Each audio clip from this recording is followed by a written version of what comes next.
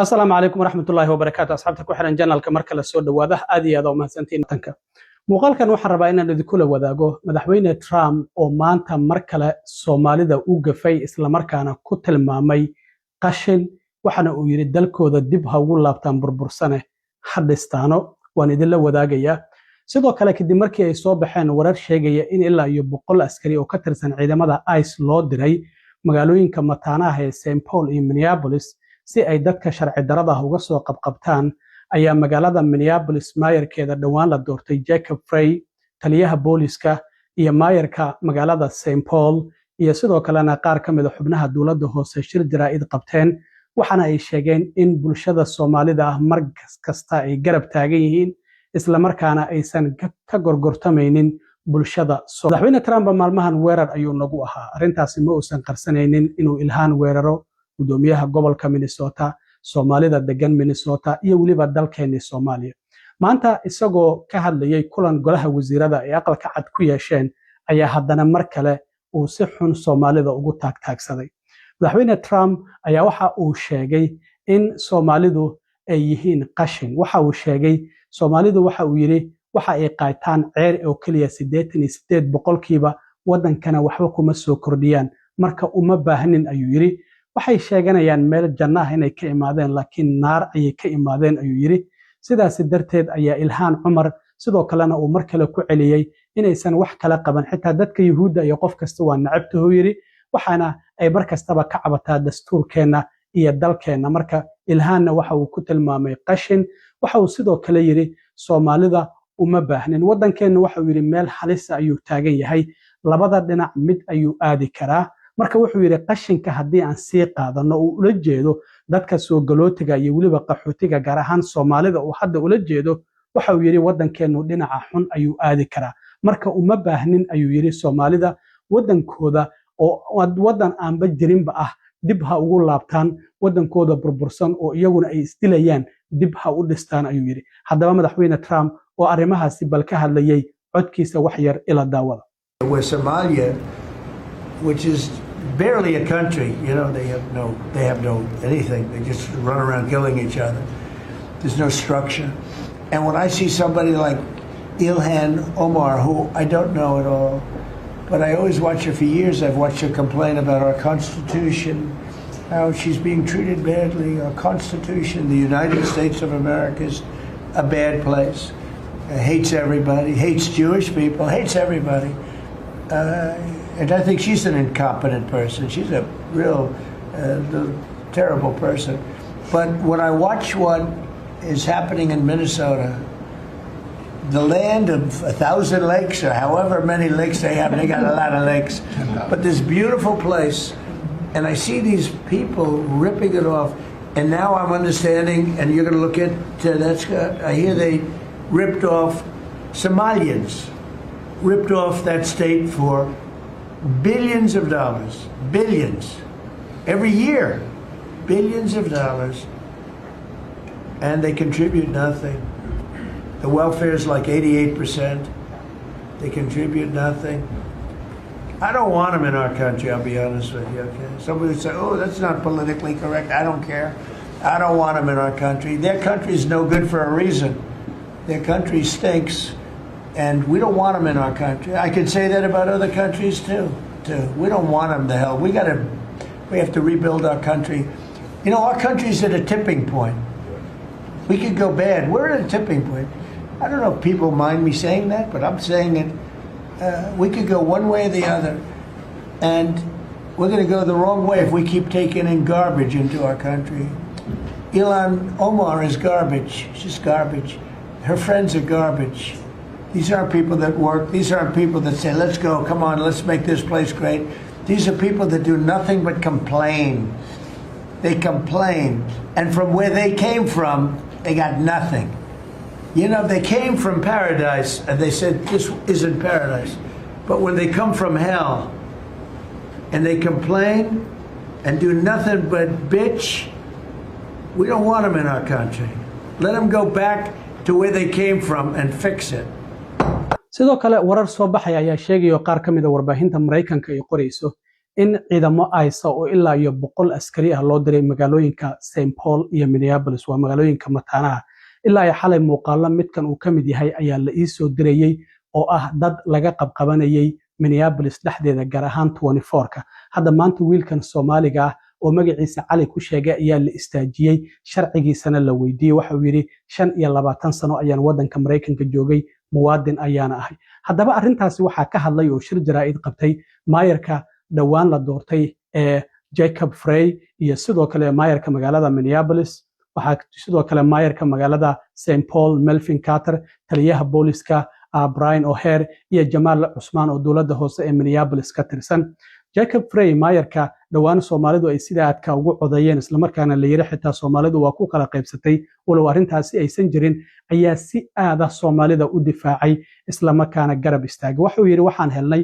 warar macquul ah oo sheegay in ilaa iyo 100 askari oo ciidamada ICE loo soo diray magaalooyinka mataanaha ee St Paul iyo Minneapolis focuskoodana waxa uu yahay in ay sameeyaan howlgallo ay ku bartilmaameedsanayaan bulshada Soomaalida ee ku nool magaalada Minneapolis waxa uu sheegay community-ga Soomaalida ayaa waxa uu ku yiri waan idin jecelnahay waana idin garab taagannahay waxaana sidoo kale uu sheegay in garab istaagaasi uu yahay mid dhagax ka adag waxa uu yiri markastaba garabkiina ayaa nahay waxaan ku faanaynaa Minneapolis ay ku faanaysaa ayuu yiri in ay gurigiina tahay isla markaana ay tahay halka ugu badan ee Soomaalida ku nool Mareykanka ay ku nool yihiin waxaana uu sheegay in ay ku jiraan kuwa ganacsato ah iyo sidoo kalena kuwa ka faa'iideystay dhaqanka iyo waliba dhaqaalaha wadankan Mareykanka waxa uu sheegay in la bartilmaameedsado community-ga Soomaalida ee ku nool Minneapolis in ay tahay xadgudub la sameynayo iyo waliba qalad la galayo waxaana wuxuu yiri waxaan doonayaa inaan cadeeyo taasi micnaheedu waxa ay tahay in muwaadiniin Mareykan ah la xiri doono iyadoo lagu sabab looga dhigayo in ay u eg yihiin Soomaali oo kaliya wuxuu yiri taasi hadda ma dhici doonto weligeedna ma ahaan doonto sifa sharci ah oo dadka Soomaalida ah lagu bartilmaameedsado waxa uu sheegay in muddo sanado ah Soomaalidu ay ku soo kordhiyeen gobolka Minnesota dhaqaale aad u fara badan oo dunta dhaqaalaha ay ahaayeen waa dad shaqo adag ayuu oo si aad ah u shaqeeyo hogaamiyaal ay leeyihiin waxaana Minnesota ay ka dhigeen meel wanaagsan ayuu yiri waxa uu sheegay in aan horay loogu soo sheegin howlgaladan bartilmaameedka ah ee ciidamada ICE ay ka sameynayaan magaalooyinka mataanaha ee Minneapolis iyo St Paul laakiin marka la yiraahdo targeted operation macnaheedu waxay tahay meel ay og yihiin ay doonayaan inay galaan ama maqaayado ama guryo ama goobo shaqo ama goobo ganacsi ahaadaan marka xalay ilaa iyo maanta howlgaladaasi waa laga dareemayay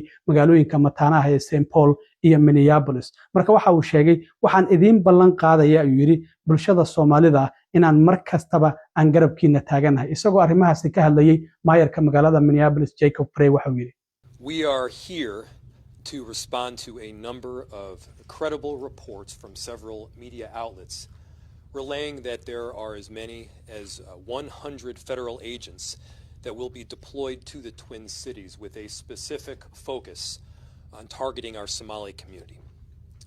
To our Somali community, we love you and we stand with you. That commitment is rock solid.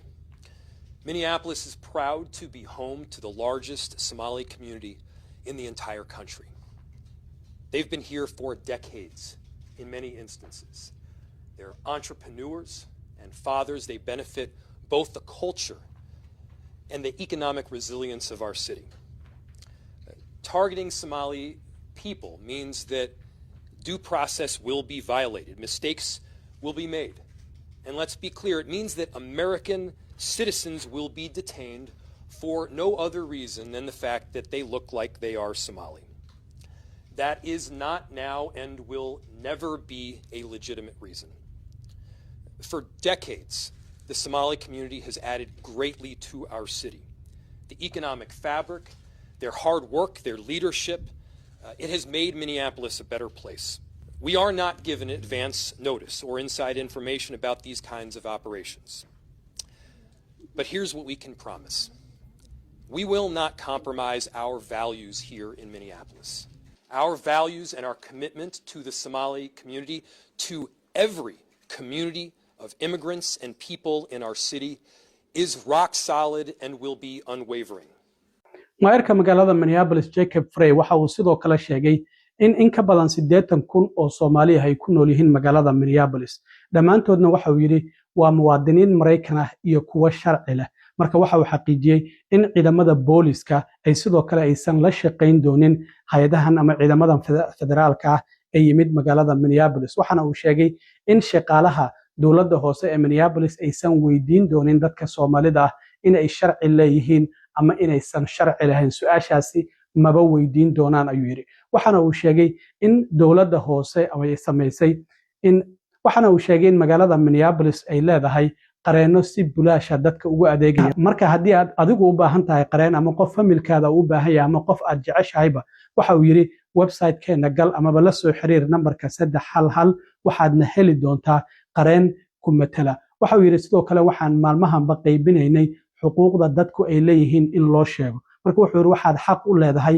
in aad aamusto oo aadan hadlin haddii ciidamadan ICE ay ku qabtaan in aad waxaad xaq u leedahay qareen aad la xiriirto isla markaana aadan saxiixin wax waraaqaha iyadoo qareenkaada uusan kula joogin albaabkaadana aadan furin iyadoo wax warranty ah oo waraaqa aan lagu tusin ayaad xaq u leedahay marka waxa uu sheegay in bulshada Soomaalida ay mar kastaba ay garab taagan yihiin garabkoodana ay yihiin waxana uu sheegay in bulshada Soomaalida ee ku nool Minneapolis mar kastaba ay garabkooda taagan yihiin isagoo arrimahaasi ka hadlayna mar kale waxa uu yiri Our police, many of whom are Somali themselves, are trusted partners in keeping people safe. They will not collaborate with any federal agency around doing immigration enforcement work. Our city staff and our law enforcement will not ask the question as to whether an individual is documented or not. And by the way, there are more than 80,000 Somali people living in Minnesota. Almost all of them are both documented and citizens. And the city has worked with community partners who have compiled Know Your Rights information. And so here's what we know. You have the right to remain silent, and you have the right to a lawyer. You can refuse to sign documents until that lawyer is present. You have the right to not open the door unless a warrant has been shown. The city of Minneapolis provides free immigration legal resources.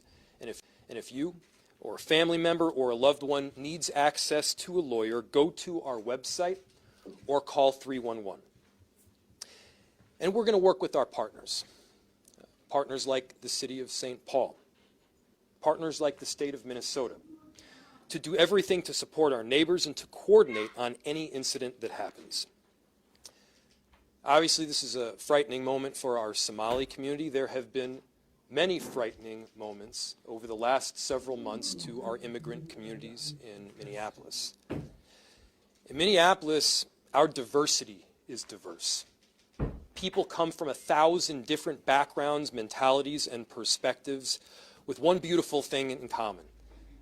They love our city and they're proud to call it home. And we're going to stand with them every step of the way. aad iyo aad u mahadsantiin asxaabta nabadgelyo